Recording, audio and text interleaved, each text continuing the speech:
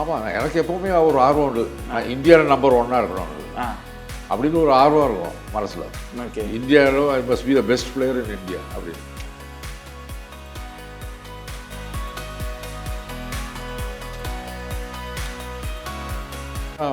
Post கார்டில் எழுதி அனுப்புவோம் ஆப்பரண்ட்டுக்கு, அவன் திருப்பி பதில் எழுதி அனுப்புவான். போஸ்ட் கார்டில் விளையாடுவீங்க? போஸ்ட்டில். ஓகே, அது பேர் கரஸ்பாண்டன்ஸ் செஸ். 3 நாள் டைம் உண்டு. ஸோ பொதுவாக ஒரு கேம் முடிகிறதுக்கு சுமாராக ஒரு 11 months போல் ஆகும். ஒரு கேமுக்கு 11 கேமுக்கு. ஆமாம், ஏன்னா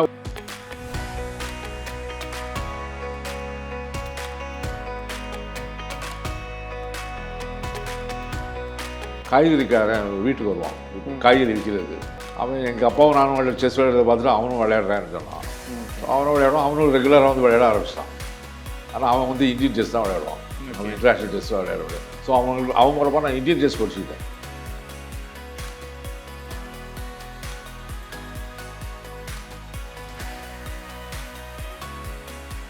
பொதுவாக எங்கே போனாலும் சொல்லுவாங்க, நீங்கள் செஸ்ஸாக விளையாடுற, நீங்கள் எடுத்துக்கோ, ஒன்றும் யூஸ்லெஸ், ஒன்றும் வின் பண்ண முடியாது.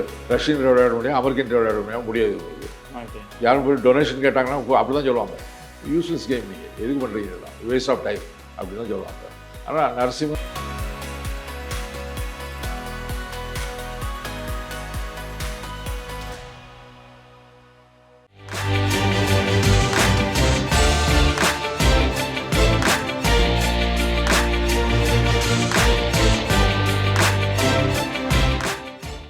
சார், வணக்கம் சார்.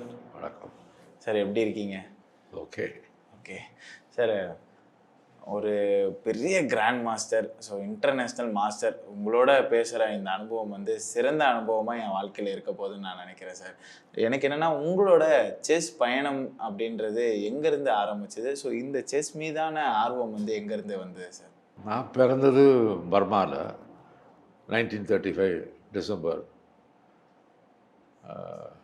ஆனால் அங்கே 1941 ஜப்பான் இன்வைட் பண்ணாங்க பர்மாவை. சைனா, மலேசியா அதெல்லாம் தண்ணி பர்மாவுக்கு வந்த பிறகு நாங்கள் எங்கள் குடும்பத்தோடு இந்தியாவுக்கு வந்துட்டோம். இந்தியாவுக்கு அங்கே பர்மாவில் இருக்கும்போது எங்கள் அப்பாவும் அம்மாவும் செஸ் விளையாடுவாங்க. ஓகே, அதை பார்த்து தான் நான் செஸ் படித்தேன். எனக்கு யாருமே மூவ்ஸ் வைக்கிறதுக்கெல்லாம் சொல்லிக் கொடுக்கல. பிஷப் எப்படி மூவ் பண்ணணும், நைட் எப்படி மூவ் பண்ணணும்னு யாரும் சொல்லிக் கொடுக்கல. எல்லாம் அவங்க விளையாட அதை பார்த்தே நான் வந்து இப்போ கற்றுக்கிட்டேன். 41 இங்கே வந்த பிறகு எங்கள் அப்பா ஒய்எம்சியில் போய் விளையாடுவார். அங்கே பரசுவாக்கத்தில் ஒய்எம்சி ஒன்று, அதில் போய் விளையாடுவார். அப்போ அதை போய் பார்ப்பேன். ஆனால் அதுலேயும் ஒன்றும் எனக்கு அவ்வளோ இன்ட்ரெஸ்ட் கிடையாது.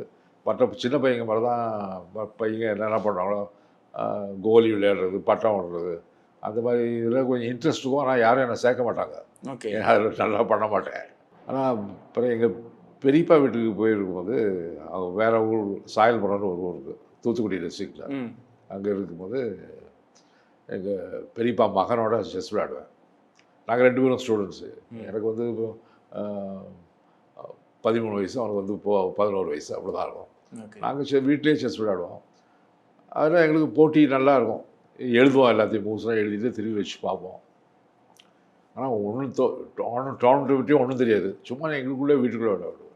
ஏன்னா எங்கள் தாத்தா விளையாடுவாங்கன்னு சொல்லுவாங்க. தாத்தா நல்லா விளையாடுவாங்க. ஓகே, எங்கள் அப்பாவோட அப்பா. அதில் தான் எனக்கு அப்படியே இன்ட்ரெஸ்ட் இருந்தது.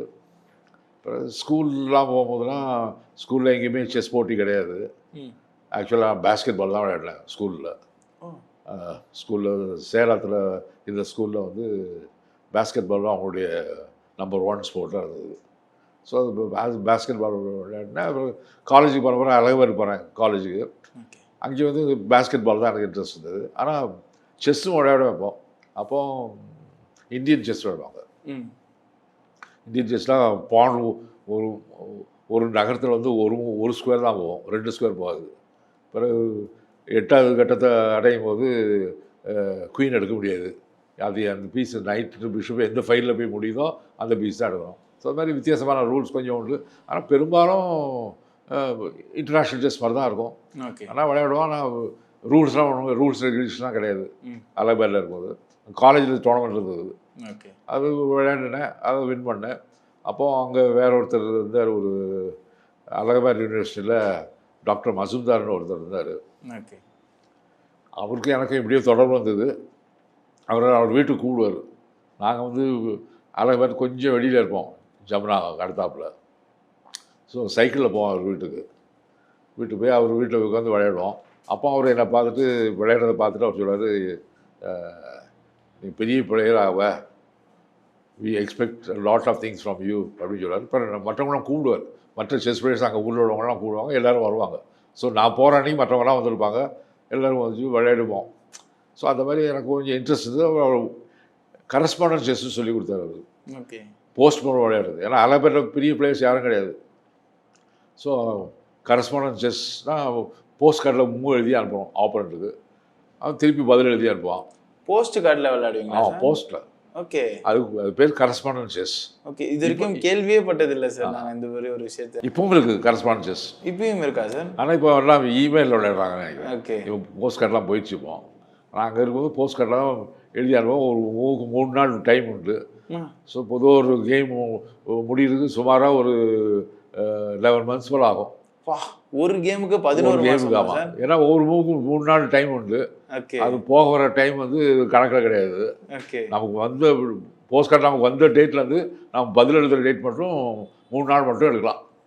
அப்படி இருக்கும் அது. அது விளையாட. ஆனால் நான் மட்டும் இல்லை, நிறைய பிளேயர்ஸ் அந்த மாதிரி விளையாடிருக்காங்க அந்த காலத்தில். பிரசித்தி பெற்ற பிளேயர்ஸ், வேர்ல்டு சாம்பியன்ஸ்லாம் விளையாடிருக்காங்க. பாட்வினிக்கு, ஸ்மிஸ்லாவ், ரஷ்யன் கிராண்ட் மாஸ்டர் நிறைய பேர் விளையாடிருக்காங்க கரஸ்பாண்டன்ட் செஸ் விளையாடுறதுல என்ன நன்மை இருக்குதுன்னா, நம்ம வீட்டில் வந்து நல்லா அனலைஸ் பண்ணலாம், யாரையும் கூப்பிட்டு கேட்டுக்கலாம், புக்கை பார்த்துலாம் விளையாடலாம். ஆனால் once you write the move over, அனுப்பிச்ச பிறகு ஓவர். அதனால் என்ன ஆகுதுன்னா, நீங்கள் ஒவ்வொரு ஸ்டேஜ்லையும் நீங்கள் ரொம்ப யோசித்து தான் வைப்பீங்க. இப்போ நம்ம ஓவர் த போர்டு விளையாடுறது பட்டு விளையாடுறது மாதிரி விளையாடுறது கிடையாது. அதனால தான் 3 நாள் டைம் கொடுப்பாங்க. அதனால் நம்ம வந்து நல்ல பிளேயராக மாறுவோம், அதில் ஸ்ட்ராங்கர் பிளேயராக மாறுவோம். பிகாஸ் நிறைய அனலைஸ் பண்ணுவோம், நம்ம சொந்த அனாலிசிஸ் நம்ம வீட்டில் உட்காந்தே பண்ணுவோம், மற்றவங்க வந்து இன்டர்வியூர் பண்ண மாட்டாங்க. ஸோ அது மாதிரி கரஸ்பாண்டன்ட் செஸ்ஸில் முன்னுக்கு வந்தேன். பிறகு 1956 மெட்ராஸுக்கு வந்தேன். அலகாபாத்லேருந்து பிஎஸ்சி முடிச்சுட்டு இங்கே வந்தேன். இங்கே வந்தப்பறம் இங்கே டோர்னமெண்ட் நிறையா இருந்தது. அதெல்லாம் விளையாடினா எல்லாத்துலேயும் வின் பண்ணாங்க. ஓகே. எனக்கே ஆச்சரியமாக இருந்தது. பட் அப்போ தான் எனக்கு தெரியும், நான் நல்ல பிளேயர் போட்டிருக்கேன் அப்படின்ட்டு. ஒய்எம்சி இருந்தது, ரத்ன மெமோரியல் டோர்னமெண்ட் ஒன்று இருந்தது. அந்த டோர்னமெண்ட்லாம் இப்போ கிடையாது. ஒய்எம்சிலையும் கிடையாது, யங்மென்ஸ் இந்தியன் அசோசியேஷன் அதுலேயும் டோர்னமெண்ட் இருந்தது. இப்போ நிறைய இடங்களில் டோர்னமெண்ட் இருக்கும். ஈஸ்ட் ஏஷியாட்டிக் கிளப்பு, அப்புறம் மெட்ராஸ் ஸ்டேட் அசோசியேஷன் ஒரு, அதுதான் இப்போ தமிழ்நாடு செஸ் அசோசியேஷன் இருக்குது. அந்த காலத்தில் அது பேர் மெட்ராஸ் ஸ்டேட். அது 26 ஏப்ரல் 1947 உருவாச்சுது. ஓகே. Indian independence August 15, 1947. இது April 26, 1947 உருவாச்சு. இந்தியா முன்னாலே தமிழ்நாடு அசோசியேஷன் உருவாச்சுது. ஓகே. ஸோ அவங்க நல்லா நடத்துவாங்க. ஆனால் ஏழைகள் எல்லோரும், வி ஆல் புவர். ஓகே. பணம் கிடையாது, எல்லோரும் சைக்கிளில் வருவாங்க, பஸ்ஸில் தான் வருவாங்க, அவர் நடந்து வருவாங்க, அப்படி தான் இருக்கும். அண்ட் யாருக்கும் ஜாஸ்தி தியரியும் தெரியாது, புக்ஸ் கிடையாது. புக்ஸ் உண்டு, ஆனால் அதெல்லாம் விலை ஜாஸ்தி அந்த காலத்துக்கு. அஃப்கோர்ஸ் விலை ஜாஸ்தினா மாடர்ன் செஸ் ஓப்பனிங்ஸ்னு ஒரு புக்கு இருக்குது. அது வந்து அப்போ நான் முதல் புக் வாங்கும்போது அது விலை வந்து 17 ரூபா. ஆனால் 17 ரூபா பெரிய அமௌண்ட். எனக்கு கிடையாது 17 ரூபா.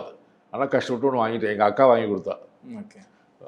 அந்த மாதிரி அதே மாதிரி என்ன மாதிரி மற்றவங்களும் அதே மாதிரி கஷ்டப்பட்டுருப்பாங்க. புக்ஸும் கிடையாது, பணமும் கிடையாது, ஆனால் ஆர்வம் உண்டு விளையாடுறதுக்கு. அண்ட் அலகாபாத்தில் இருக்கும்போது இன்னொன்று ஆச்சு எனக்கு. அங்கே ஒரு காய்கறிக்காரன் வீட்டுக்கு வருவான், காய்கறி விற்கிறதுக்கு. அவன் ஒரு முஸ்லீம். ஓகே. அவன் எங்கள் அப்பாவும் நானும் செஸ் விளையாடுறத பார்த்துட்டு அவனும் விளையாடுறான்னு சொன்னான். ஸோ அவனும் விளையாடுவான், அவனும் ரெகுலராக வந்து விளையாட ஆரம்பிச்சிட்டான். ஆனால் அவன் வந்து இந்தியன் செஸ் தான் விளையாடுவான், இன்டர்நேஷ்னல் செஸ் தான் விளையாட முடியாது. ஸோ அவன் மூலமாக நான் இந்தியன் செஸ் படிச்சுக்கிட்டேன், எப்படி விளையாடணும் இந்தியன் செஸ். இந்தியன் செஸ் கொஞ்சம் ஸ்லோவாக இருக்கும். ஆனால் அந்த ஊர் ஆளுங்கள்லாம் யாரும் வந்து அவசரப்பட்டு மூவே வைக்க மாட்டாங்க. வில்லேஜ் மாதிரி அது அந்த டைமில் வில்லேஜில் வந்து எதுவுமே அவசரப்பத்தில் யாரும் செய்ய மாட்டாங்க, எல்லாம் மெல்ல தான் பண்ணுவாங்க. உதாரணமாக சொல்கிறேன், பிக்காரின்னு ஒரு ஊர் ராஜஸ்தானில் இருக்குது. ஓகே.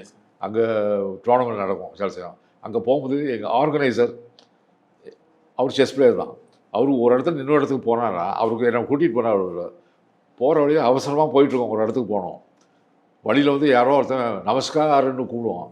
உடனே நின்று பதில் சொல்லி போய் பேசிட்டு அதுக்கப்புறம் தான் அவர் நமக்கு எவ்வளோ அர்ஜென்ட்டாக இருந்தாலும் ஹீ கேனாட் டூ தட். அது நின்று பேசி தான் ஆகணும்.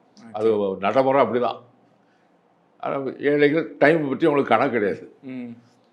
ஆனால் அந்த மாதிரி ஒரு சூழ்நிலையில் நாங்களாம் வந்தோம். இங்கே மெட்ராஸுக்கு வந்த பிறகு ரொம்ப வித்தியாசமாக இருந்தது. ரொம்ப வித்தியாசம் எல்லாம் இன்டர்நேஷ்னல் செஸ் தான். வேறு இந்தியன் செஸ்ஸே யாருக்கும் தெரியாது. ஓகே, ரொம்ப அட்வான்ஸ் ஒரு மாதிரி பார்க்க போகிறான். அண்ட் இங்கேயும் வின் பண்ண ஆரம்பித்தேன். அது ஓப்பன் டோர்னமெண்ட் தரலாம். அப்புறம் மெட்ராஸ் ஸ்டேட் சாம்பியன்ஷிப்பும் வின் பண்ணேன். சார் இப்போ நம்ம என்னன்னா நம்ம ஒரு விளையாட்டை விளையாடுறோம். ஸோ ஒரு இதுவில் நம்ம ஸ்பெஷலாக ஆக போகிறோம் அப்படின்னும் போது ஒருத்தரை இன்ஸ்பிரேஷனலாக வச்சுருப்போம். யாரையாவது ஒருத்தரை வந்து மனசில் வச்சுருப்போம். ஸோ இவரை மாதிரி நம்ம இருக்கணும், இல்லைனா இவரோட ஒரு படி மேலே போகணும் அப்படின்ட்டு நீங்கள் நினச்சது உண்டா? யாராவது அப்படி இருக்காங்களா சார்? ஆமாம், எனக்கு எப்போவுமே ஒரு ஆர்வம் உண்டு. நான் இந்தியாவில் நம்பர் 1 இருக்கணும் அப்படின்னு ஒரு ஆர்வம் இருக்கும் மனசில். ஓகே, இந்தியாவில் I must be the best player in India அப்படின்னு. அது மட்டும் இல்லை, அது பிறகு பின்னால் கூட தமிழ்நாடு செக்ரட்டரி ஆகும்போது செக்ரட்டரி ஆகும்போது ஆர்டினரி மெம்பராக இருந்தேன். அப்போ அவங்க பண்ணுறதெல்லாம் பார்த்தா எனக்கு தப்பு மாதிரி தோணும். ஆர்வம் இல்லாமல் செய்கிறாங்க, ஏதோ ஒரு பேச்சுக்கு செய்கிறாங்க அப்படின்ட்டு எனக்கு தோணும். அப்போ நான் வாங்கினேன்னா I be the best secretary, I be the best. எந்த ஃபீல்டில் போனாலும் எனக்கு ஒரு ஆர்வம் உண்டு.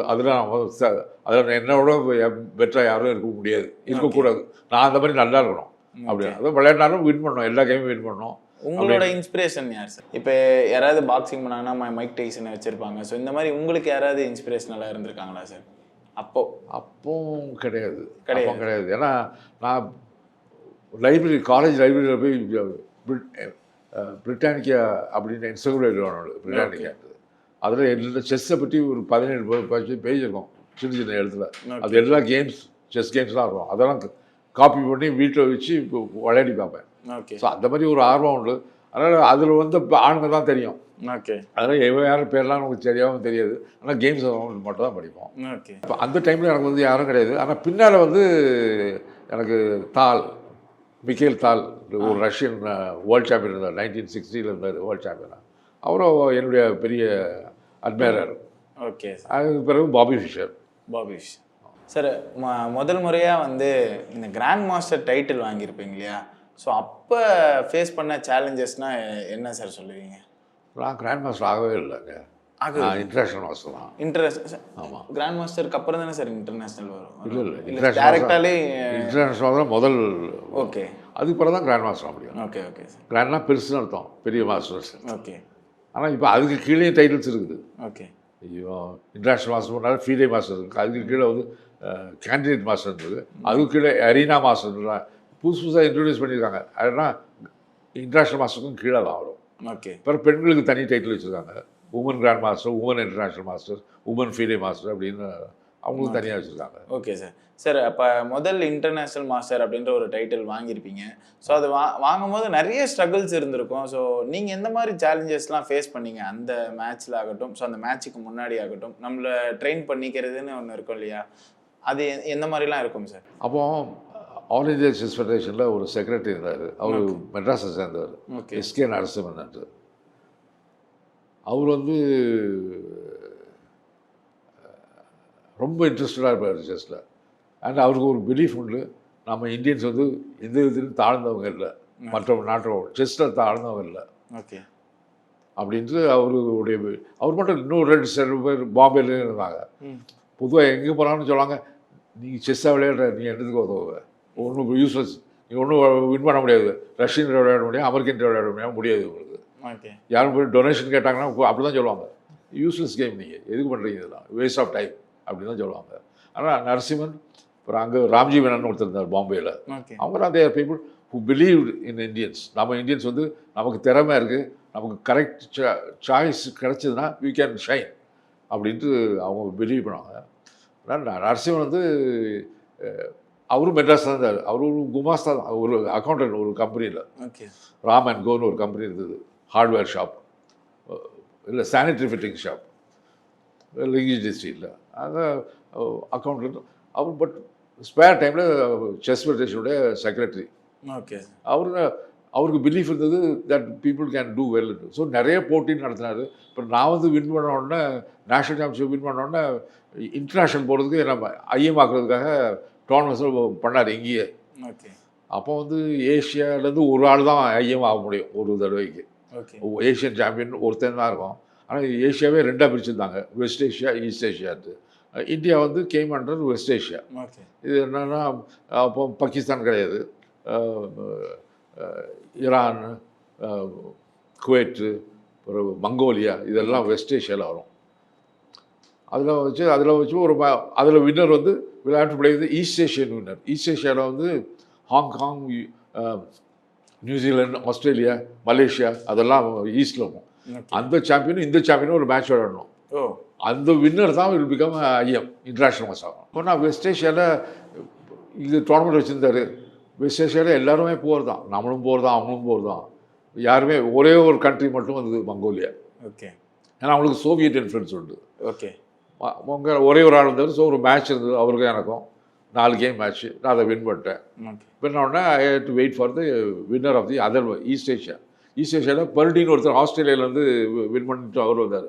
அவர் வேர்ல்டு கரஸ்பாண்டன்ஸ் சாம்பியன். நம்ம கரஸ்பாண்டன்ஸ் சொன்னோம்ல, அதில் வேர்ல்டு சாம்பியன்ஷிப் இருக்குது. ஓ அப்படியா அது அவர் வின்னர். அதில் ஓகே வின்னர் அவருக்கு கௌரவமாக ஐஎம் டைட்டில் கொடுத்துருந்தாங்க, பிகாஸ் வேர்ல்டு கரஸ்பாண்டன்ஸ் சாம்பியன்ட்டு. ஸோ அவர் வந்தார் மெட்ராஸு விளையாடுறதுக்கு, மேட்ச் விளையாடுறதுக்கு. அப்போ அந்த மேட்ச்சை நான் வின் பண்ணிட்டேன். அது வின் பண்ண பிறகு ஐ பிகேம் இன்டர்நேஷ்னல் மாஸ்டர், முதல் international master from India. Okay ஆனால் அதுக்கு பிறகு